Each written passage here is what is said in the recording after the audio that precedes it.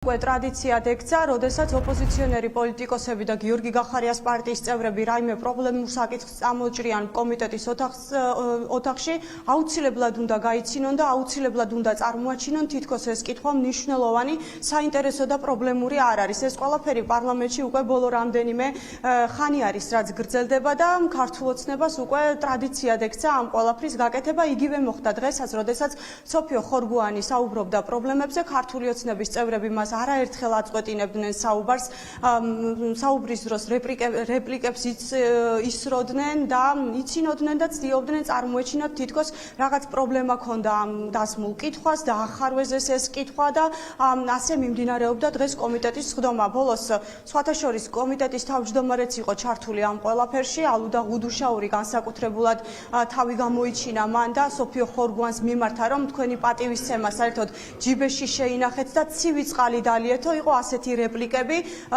შენიშვნების მიღების მიუხედავად ოცნების არც ერთმა წევრმა არ შეწყვიტა ეს დამოკიდებულება, მსგავსი ტიპის რიტორიკით საუბარი კომიტეტის დარბაზში, რის გამოც არჩილ გორდულაძეს მოუწია, რომ შესვენებაც კი გამოეცხადებინა იურიდიულ საკითხთა კომიტეტის სხდომაზე. საუბარი კი მიმდინარეობდა იუსტიციის მინისტრის მოადგილის მხრიდან იმ საკითხზე, როგორიც არის მაგალითად როგორ მიმდინარეობს ქვეყანაში სტრასბურგის სასამართლოს გადაწყვეტილებების აღსრულება. ძალიან საინტერესო იყო ბატონი ალუდას ესე იგი თქვათ თავის მოწონება იმით, რომ სასამართლოს საგმინდობა გაიზარდა. მე არ ვიცი თქვენ როდის დაინტერესდით ბოლოს სტატისტიკით, მაგალითად სასამართლოს საქმეები რა სისწრაფით მიდის დასასრულამდე. ეხლა ასე წამოძახილები რა არის, ვერ გავიგე. არ მჭირდება თქვენი ლექცია. უთხარით ეხლა ამ ბატონს. ადამიანმა რომელმაც 21 აპრილიდან ვერ წაიკითხა ნომაწყვეტინებ. მიიღე პასუხი მიიღე. არ გაიცინოთ, არ ილაპარაკოთ და სიტყვას დაგვაჩნდით, კარგი. ისევ სწორებაზე გავიცინებ. ბატონო დავით, მოგიწოდებთ. ოფიციალურად მოგიწოდებთ ბატონო დავით. მოგიწოდებთ ბატონო დავით, რომ აღარასდროს აღარ გაიცინოთ კომიტეტის სხდომაზე. ჯიბეში შეინახე შენი პატივისცემა რა უკაცრავად რა. ბატონო ბექა, ნახეთ რუსთავიურის საქმე, რომელიც საქმეებიც იქნა გახილული.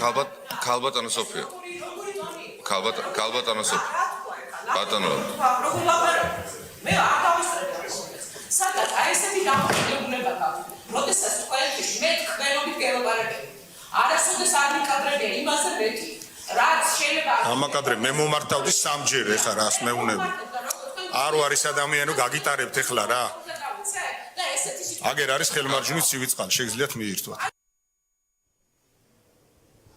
მთავარი კითხვა კი ეხებოდა იმას, მაშინ როდესაც ქართული ოცნება გამუდმებით საუბრობს წინა ხელისუფლების მიერ ჩადენილ დანაშაულებზე და საუბრობს იმასთან დაკავშირებით, თუ როგორი გადაწყვეტილებები მიიღო სტრასბურგის სასამართლომ ამ საქმეებთან დაკავშირებით, დღემდე ხელისუფლებაში ყოფნის 14 წლის თავზეც რატომ არ არის ამ დრომდე ძალიან ბევრი საქმე აღსრულებული საქართველოში და ეს კითხვა დასვა სოფიო ხორგუანმა, რომ როდესაც ალუდა ღუდუშაურიან ქართული ოცნების წევრები თავს იწონებენ სამართლიანი მართლმსაჯულებით ქვეყანაში და ხშირად ჩაუბრობენ წინა ხელისუფლების დროინდელ кейსებზე, ამ ადამიანების სამართლიანობა გასაგებია, რომ აღდგა ევროპის სასამართლოში, მაგრამ რატომ არ აღსრულდა საქართველოში და ქართული ოცნების მიერ. სწორედ ეს კითხვა იყო, რასაც მოყვა ბევრი რეპლიკა და ბევრი, ესე რომ ვთქვათ, ხმაური დღეს სხდომათა დარბაზში. დამაზუსტებელ კითხვებზეც სოფიო ხორგუანს გიორგი გახარია გაუხსენეს და სტრასბურგის სასამართლოს გადაწყვეტილებები, რომლებიც აღსასრულებელია იგივე იმ საქმეებზე, რომელიც გიორგი გახარიას ეხება და სხვათა შორის დღეს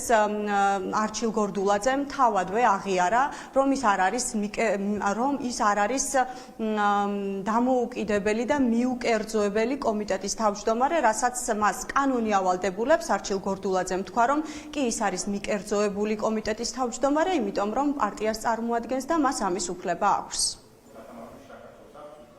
როგორ დაგეხმაროთ ჩვენ კანონმდებლები თქვენ აღმასრულებლებს, რომ ეს პრობლემა არ იყოს და აი ამ ადამიანებს, ვინც იმ რეჟიმის დროს დაზარალდა, დღეს მაინც 14 წლის შემდეგ როგორღაც აღვდგინოთ ის უფლება, რომელიც მათ შეუძლია. ცოტა რთული არ გახარიელები ვინმეს რამეში დაეხმარა, რომ თუმეტეს დაზრალებულებს.